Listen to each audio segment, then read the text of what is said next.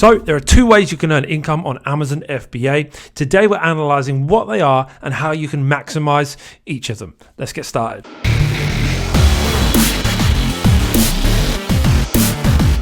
Well, welcome to the video today. My name is Ben, and on this channel is my aim to resource and inspire you to build businesses that make an impact so that you can be freed up from that grip that money places over your time and make an impact on the world. So if you want to earn more, work less, make more of an impact, then consider subscribing and you'll be well on your way. All right, so today we're talking about the two ways that you can earn money from a physical products business. My core business is physical products brands. We identify product opportunities. We work with suppliers to create a product that's improved and different. It's going to create something new in the market, and then we go and launch that product using the Amazon platform. And by leveraging Amazon, we then build a brand off the back of that. It's a very simplified outlook, but that's kind of a bird's eye view of this business. And with this business model, really there's two different ways that you can earn an income. And I want to help you understand both of those today and then go on to maximize each of those earning opportunities on your journey. And those two opportunities are, number one, short-term cash flow, and number two, long-term asset creation. Let's start for a moment with short-term cash flow. And now, if we're honest, 99% of us got into this business selling products on Amazon because of the lure of short-term cash flow. Selling products on Amazon, that sounds amazing. Thanks, Jeff Bezos. I'll take my 50% cut of every product I sell. And then we realized, I'm going to have to run PPC, and then we realized I'm going to have to pay taxes, and we realized that, hey, I'm running a business here, and it's not quite as easy as just starting selling a product on Amazon and 3 months later having a load of cash flow rolling in. This is a real business that takes investment and effort to get up and running. And whilst many people start out researching this business model because they want some short-term cash flow, the reality is, if you're not careful, if you take too much cash flow from this business early on, it can actually hamper the growth of your business. Now, I'm not saying that you should never draw an income from this business. Of course not. That's why all of us got into this, was to earn extra income that wasn't explicitly tied to the amount of hours we exchanged for that income. That's the drive, right? And so I'm not saying never do that. All I'm saying is go in with your eyes open and realize that if you're looking for something that's going to provide you with the cash flow to live the palatial lifestyle of your dreams in 3 months' time, this is probably not the business for you. But this is a business that you can build up over time, and if you're sensible about it, can replace a full-time income from a job and can grow into something more and more substantial. So if you want to maximize the short-term cash flow in this business, here are some tips. Number one is maximize profit. It goes without saying almost, doesn't it? But the bigger the profit margins in your product, the bigger the profit margins in your business, the more money you're going to be able to pay yourself. So you want to make sure that rather than going into markets where you are going to have to sell something really cheap just to stand out, you want to create something that's of value, create a product that's of more value than what's already there in the competition,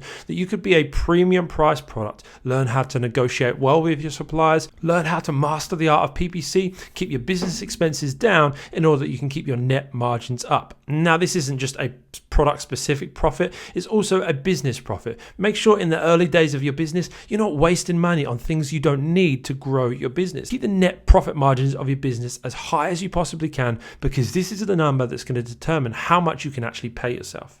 My second tip for maximizing short-term cash flow is by leveraging return on investment, or ROI. What I would recommend is aiming for at least 100% ROI on any product you're going to source, because that's actually going to allow you to grow that revenue, to grow that short-term cash flow amount quicker.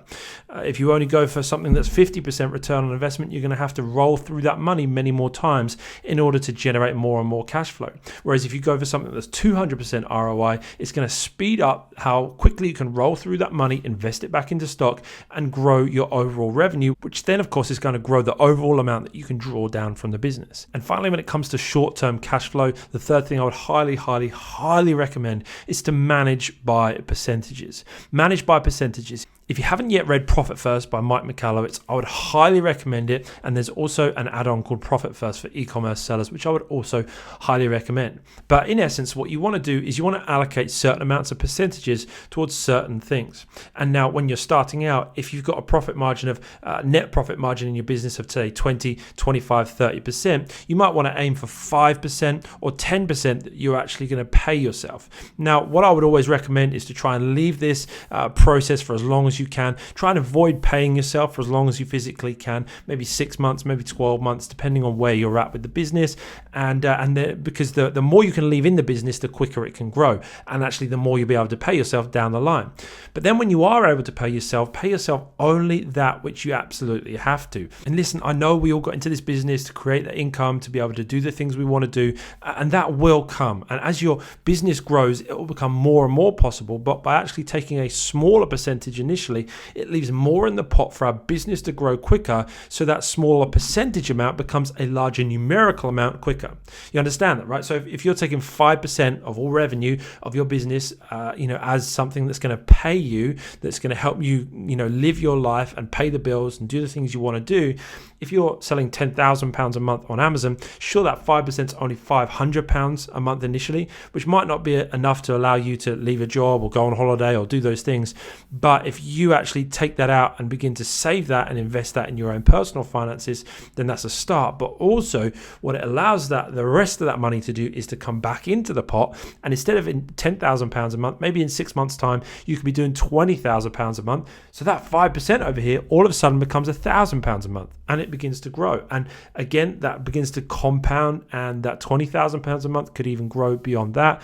And you may get to a point where you say, hey, you know what, I can increase that from 5% to 8%, and it won't affect the growth of my business. So you could do that, and it gives you options. Too many people grow their income too quickly and stunts the growth of their business, and it actually costs them more in the long term. So if you're looking to draw down short-term cash flow, I would highly recommend managing it by percentages rather than a fixed monetary amount. Take a percentage of what's coming in, make sure it's a healthy percentage that's way below the line of your profit so that you can keep investing some of that profit into the growth of your business. All right, that's short-term cash flow. And then secondly, we're looking at long-term asset creation. Now, this is the one that really floats my boat and gets me excited because it's about building something of value. Now, what we're talking about here is building your brand to be something that has enough value in it that people are actually willing to give you money to buy your brand from you. Now, whether you realize it or not, this is happening all around you. All the time, brands that were launched on Amazon are being sold. The FBA broker.com claims to have sold 173 Amazon brands in 2018 and another 85 in the first half of 2019. These brands are being sold all the time,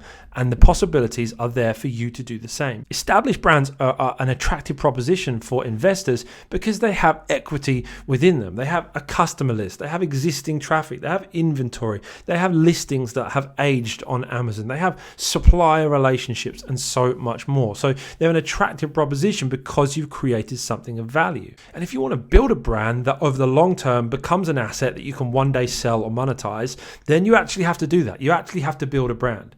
And now I still get people coming to me saying, Ben, people say it's a waste of time building a brand on Amazon. And well, first off, that's because you don't build a brand on Amazon. You leverage Amazon to launch your brand, but then you actually build the brand off Amazon.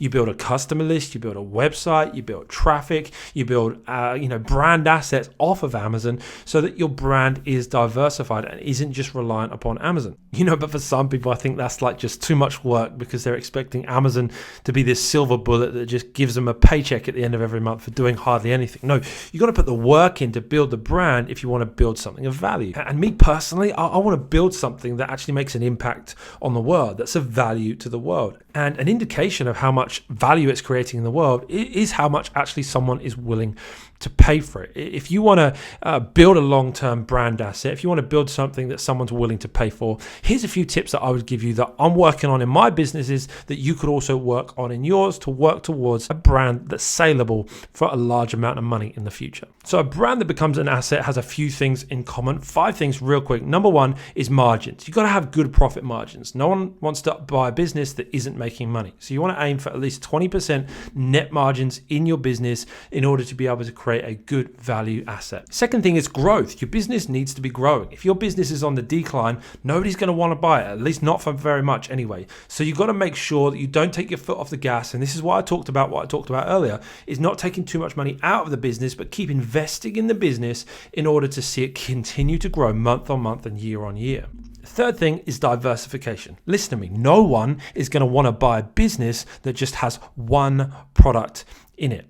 One product selling on one platform, Amazon, that's not a business that next to anyone in the world is going to want to buy. Too much risk, not enough diversification. If you want to build something of value that someone wants to buy, you've got to get more products going, you've got to get more marketplaces going, and you've got to get more sales channels going. Diversification is key over the long term if you want to build a brand that's of value. Now, don't hear what I'm not saying. I'm not saying diversify instantly. And yes, you should put the majority of your focus into one product and into Amazon initially, but make sure over the long haul, if you do want to build a brand, if you want to build something that can be sold, make sure you diversify your products, your marketplaces, and your sales channels. Fourth tip is build an audience. You want to build an audience of people that know your brand. You can do this through social media, you can do it through email. There's so many ways you can do it today, but you want to make sure that if Amazon were to shut down tomorrow, that you would have a way of still getting sales. If I buy a business, I want to know that if marketplaces change, if circumstances change, that there are still possibilities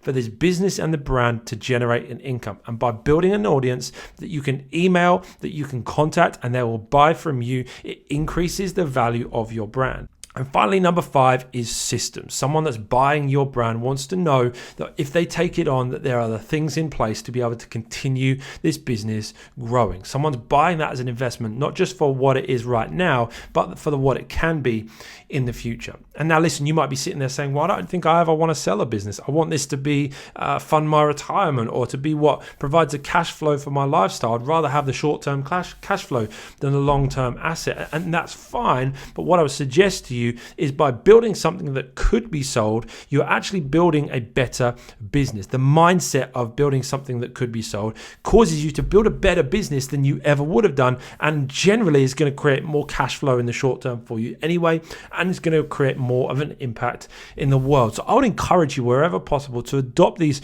tips, to adopt this mindset and think, you know what, I'm actually going to treat this seriously. I'm not just going to think like this is some easy side hustle, but I'm going to build a real brand that's going to make a real difference, and one day someone is going to cut me a check because of the value I've created. And now, if you want to find the time and the focus to build something of significance, then I suggest you watch this video, because it will help you get more done in less time and build something of real value. All right, I'll see you in the next one.